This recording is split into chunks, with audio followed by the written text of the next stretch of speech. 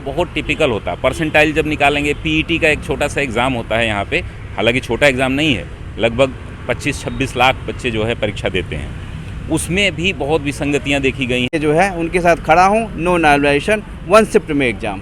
मुझे पता चला है जो कौशल सिंह सर हैं ये कई बार स्टूडेंट की आवाज़ उठाते उठाते जेल में भी जा चुके हैं और इस बार भी जाना पड़ेगा, तो क्या आप रुकेंगे नहीं? बिल्कुल रुकूंगा नहीं। जेल से मैं डरता नहीं हूँ, मुकदमों से मैं डरता नहीं हूँ। जन आंदोलन में 11 से 12 मुकदमे मेरे पास हैं। कम से कम 7 बार मैंने जेल गया है, वो भी छात्रहित में गया हूँ। ओके, तो दोस्तों अपने लोगों को घुसाने के नए नए तरीके ढूंढने का प्रयास करते रहे हैं। तो मैं हूँ शिवम दिवाकर। मैंने मुखर्जी नगर में आपको दिखाया कि कैसे स्टूडेंट वहाँ पे काफ़ी रोष में थे, आयोग के खिलाफ वो लोग वहाँ पे आंदोलन कर रहे थे। बताया जा रहा है कि 11 नवंबर को 11 बजे प्रयागराज में आयोग का घेराव होगा और वहाँ पर भी महा आंदोलन होगा। प्रयागराज में जब भी कोई आंदोलन होता है, जब भी छात्रों के साथ में कुछ भी गलत होता है, उसमें हमेशा खड़े रहते हैं प्रयागराज के आंदोलन के पुरोधा जिनको कहा जाता है कौशल सिंह सर। वो अभी हमारे साथ में मौजूद हैं, चाहे वो पूर्व अध्यक्ष ही क्यों ना रहे हों जिनको यहाँ से सर ने हटवाया, या फिर ऑप्शनल वाला टॉपिक ही क्यों ना रहा हो जिसको सर ने अलग करवाया, स्केलिंग वाला मुद्दा क्यों ना रहा हो उसको भी सर ने हटवाया। और यहाँ पे रहने वाले हर स्टूडेंट सर को जानते हैं, मुखर्जी नगर में जो तैयारी करते हैं वो भी जानते हैं। सर तो ये जानने वाला हूँ कल के आंदोलन में क्या रणनीति रहेगी और कैसे सर आयोग से ये रिक्वेस्ट करेंगे या फिर दबाव बनाएंगे कि ये एग्ज़ाम केवल वन डे और वन शिफ्ट में होना चाहिए। और एक चीज़ और मैं आपको बताना चाहूँगा, भ्रष्टाचार मुक्ति मोर्चा के अध्यक्ष भी हैं कौशल सिंह सर, और ये हमेशा छात्रों के लिए बनाया गया था। सर मैं आपका बहुत बहुत स्वागत करता हूँ। पहले धन्यवाद। मैं आपसे ये जानना चाहूँगा सर, इतने ज़्यादा रोष में क्यों हैं प्रयागराज के भी छात्र? रोष में इसलिए हैं क्योंकि एक तरीके से करप्शन का रास्ता ओपन किया जा रहा है। ये जस्टिस नहीं हो पाएगा अगर एक प्रश्न अलग आते हैं, एक प्रश्न अलग आते हैं, क्योंकि प्रदेश की सबसे बड़ी परीक्षा है। इस परीक्षा में अनियमितता 0 बराबर होनी चाहिए। रोष इस बात का है, और बार बार आयोग अपनी पद्धतियों को चेंज करते जा रहा है, जिसके कारण से प्रतियोगी छात्र आहत होते जा रहे हैं। ये किसी हालत में बर्दाश्त नहीं किया जाएगा। सरकार आयोग से हमारी एक मांग है कि examination one shift one exam हो, नो नॉर्मलाइजेशन, ताकि सभी प्रतियोगी छात्रों के साथ बराबर का न्याय हो सके। मैं हमेशा अपने पोस्टों में भी लिखता हूँ कि जस्टिस फॉर एस्पिरेंट, लेकिन सरकार अपनी मोनोपोली चला रही है, आयोग अपनी मोनोपोली चला रहे हैं। सर्वप्रथम तो आयोग अध्यक्ष को मैं टारगेट करना चाहता हूँ कि जब से इस बार श्रीनेत जी आए हैं तब से पूरा आयोग विवादों के घेरे में है। 1 साल हो गया, ना कोई नोटिफिकेशन जारी किया गया है, ना कोई परीक्षा कराई गई है। बेरोजगारी आप देख रहे होंगे कि किस तरीके से दंश तोड़ रही है। तो प्रतियोगी छात्रों के साथ कंधे से कंधे मिला के मैं खड़ा हूँ। चूँकि मैं थोड़ा अस्वस्थ हूँ तो इसलिए मैं इस आंदोलन को लीड रोल में नहीं आ रहा हूँ, लेकिन उनके साथ हमेशा खड़ा हूँ। मेरी आवश्यकता पड़ेगी तो अस्वस्थ होने के हालात में भी मैं आयोग पे पहुँचूँगा और उनके साथ कंधे से कंधे मिला के जो है उनके साथ खड़ा हूँ। नो नॉर्मलाइजेशन, वन शिफ्ट में एग्ज़ाम। मुझे पता चला है जो कौशल सिंह सर हैं ये कई बार स्टूडेंट की आवाज़ उठाते उठाते जेल में भी जा चुके हैं और इस बार भी जाना पड़ेगा, तो क्या आप रुकेंगे नहीं? बिल्कुल रुकूंगा नहीं। जेल से मैं डरता नहीं हूँ, मुकदमों से मैं डरता नहीं हूँ। जन आंदोलन में 11 से 12 मुकदमे मेरे पास हैं। कम से कम 7 बार मैंने जेल गया है, वो भी छात्रहित में गया हूँ। ओके, तो दोस्तों ये जानना चाहूँगा, बहुत सारे स्टूडेंट ये कहते हैं कि हमारे साथ में कोई भी टीचर जो बहुत पॉपुलर हैं वो लोग ऐसे मुद्दों में साथ नहीं आते हैं, बाद में कहते हैं कि हम स्टूडेंट के साथ हमेशा खड़े रहते हैं। लेकिन आप तो ऐसी समय में, ऐसी समस्या में स्टूडेंट के साथ खड़े हैं, इसलिए मैं आपका धन्यवाद करना चाहूँगा। और आपको ऐसा क्यों लगा कि हम स्टूडेंट के साथ खड़े हों, उनकी आवाज़ को मजबूत करें? धन्यवाद आपका। मेरा नाम धनंजय सिंह है। मैं अभी पिछले 2017 से आयोग के खिलाफ जितने भी मूवमेंट रहे हैं उसमें मैं स्टूडेंट भी रहा हूं। तब भी आयोग के खिलाफ केसेस भी हमने किए हैं, जीते भी हैं हाई कोर्ट, सुप्रीम कोर्ट में।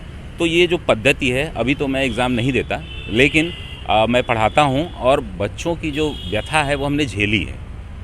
1-1 नंबर से 2-2 नंबर से सिलेक्शन रुक जाता है। अंतिम चयन आप सोच सकते हैं कि अगर किसी छात्र का रुक रहा है 1 नंबर से, तो वो तो फाइनल सिलेक्शन होता था। स्केलिंग की पद्धति थी वो गड़बड़ थी। लेकिन प्रारंभिक परीक्षा में ये समस्या जब आ जाएगी तो कोई छात्र तैयारी करे न करे, ये पूरा डिपेंडेंसी किस पे चली जाएगी? आपकी किस्मत पर। ये फार्मूला ऐसा है कि आपका 10 नंबर कम हो सकता है, 10 नंबर 5 नंबर बढ़ सकता है, बढ़ने की संभावना जो होती है वो कम होती है, कम ही होने की संभावना ज़्यादा होती है। और उसमें भी फार्मूला बहुत टिपिकल होता है। परसेंटाइल जब निकालेंगे, पीईटी का एक छोटा सा एग्ज़ाम होता है यहाँ पे, हालांकि छोटा एग्ज़ाम नहीं है, लगभग 25-26 लाख बच्चे जो है परीक्षा देते हैं, उसमें भी बहुत विसंगतियाँ देखी गई हैं। और ऐसा कोई भारत में आयोग नहीं है जो कमीशन जो होता है ना, पब्लिक सर्विस कमीशन, चाहे यूपीएससी हो चाहे स्टेट पब्लिक सर्विस कमीशन हो, कहीं पे नॉर्मलाइजेशन की प्रक्रिया नहीं है। क्योंकि आयोग आज से नहीं, आयोग जब से बना हुआ है तब से आप देख रहे हैं कि एक शिफ्ट में एग्ज़ाम होते हैं। और ये पेपर जो है, पहला जीएस का पेपर बहुत टिपिकल हो जाएगा, 1 से 2 पेपर जैसे ही हुए, छोटे छोटे प्रश्न, आपको कठिन और आसान चुनने में बहुत समस्या होगी। दूसरी सबसे बड़ी समस्या होगी एक सीसेट है। सीसेट में क्वालिफाइंग जो है उसमें बहुत सारे बच्चों को मैथ्स नहीं आती, मैथ्स के 8-10 प्रश्न गलत देते हैं। अब मैं एक आपको बताऊं कहानी, ये क्या करते हैं, आयोग की ये रीति रही है कि लगभग 8 से 10 प्रश्न हर वर्ष गलत देते हैं, जिसका फिर ये निराकरण करते हैं। पहले तो ये क्या करते थे कि फाइनल आंसर की दे देते थे, अभी ये अंतिम उत्तर कुंजी भी नहीं देते हैं, जिसका अर्थ ये हुआ, यानी यूपीएससी भी एग्ज़ाम होने के बाद जो है अंतिम उत्तर कुंजी देती है ना, आयोग नहीं देता है। प्रभात कुमार जी ने ऐसी व्यवस्था कर दी है। और जो अनिल यादव जी थे, जिनको भैया ने, बहुत हम लोग सभी लोग थे और भैया के निर्देशन में हम लोगों ने उनको हटवाया, और वहीं से करप्शन की जो जड़ घुसी हुई है, आयोग के लोग और बाकी जो पेपर माफिया हैं, ये सभी लोग, उनका हौसला अभी भी उसी लिए बुलंद है क्योंकि सरकार इन पे कार्रवाई नहीं करती। ये भ्रष्टाचार का एक बहुत बड़ा माध्यम बन जाएगा अगर नॉर्मलाइजेशन होगा, तो यहीं से प्रीलिम्स में ही अच्छे मेधावी छात्र बाहर हो जाएंगे और आप सोच भी नहीं सकते इतना बड़ा दुर्घटना हो जाएगी। फिर वो मनोबल टूटेगा और उसमें योग्यता का कोई मूल्यांकन नहीं हो रहा है, किस्मत का मूल्यांकन हो रहा है। किसी शिफ्ट में 1 लाख बच्चे बैठे, किसी में 2 लाख बैठ गए तो फार्मूला ही फेल हो गया। आप सोचिए कि 1 लाख में परसेंटाइल 99 परसेंटाइल लाना आसान है या 2 लाख में लाना आसान है।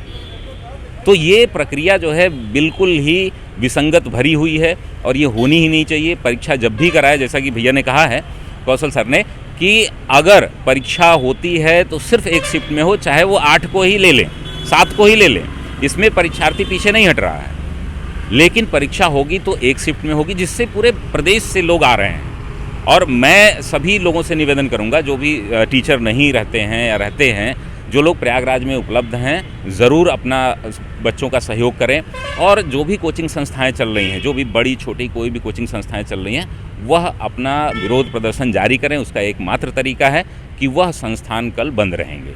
हालांकि सभी का लगभग कुछ लोगों का अप्रूवल आया है, कुछ लोगों ने अभी नहीं दिया है, लेकिन जहां तक है पूरी उम्मीद कि सभी कोचिंग संस्थान, लाइब्रेरी और जो भी संस्थान है यहाँ पर प्रतियोगी छात्रों के लिए, वो बंद रहेंगे। अनिल जी, मैं आपसे जानना चाहूँगा, आप तो तैयारी भी करते हैं, क्या आप लोग भ्रष्टाचार की बलि चढ़ रहे हैं लगातार? बिल्कुल चढ़ रहे हैं। हम लोग 2017 से ही, जब से अनिल आयोग अध्यक्ष बने थे, आयोग के अध्यक्ष, तभी से ये भ्रष्टाचार का घुन लग गया है। तब से कुछ न कुछ नियम करते आ रहे हैं प्रतियोगी छात्रों के लिए, कुछ न कुछ है, कहीं नॉर्मलाइजेशन, कहीं स्केलिंग पद्धति, कहीं न कहीं कुछ न कुछ कर रहे हैं और अपने लोगों को घुसाने के नए नए तरीके ढूंढने का प्रयास करते रहे हैं। कहीं न कहीं ये भ्रष्टाचार का एक बहुत बड़ा खिड़की खोल दिए हैं कि यहाँ पे ला करके हम अपने लोगों को बैठा लें किसी न किसी तरीके से। दोस्तों, आपने देखा, मैंने प्रयागराज में ही बहुत सारी इवेंट से अलग अलग जगह बात की थी। छात्र यहाँ पे बहुत ज़्यादा नाराज़ हैं, उनमें बहुत ज़्यादा रोष है। मैंने अलग अलग जगह बहुत सारी इवेंट से बात की है।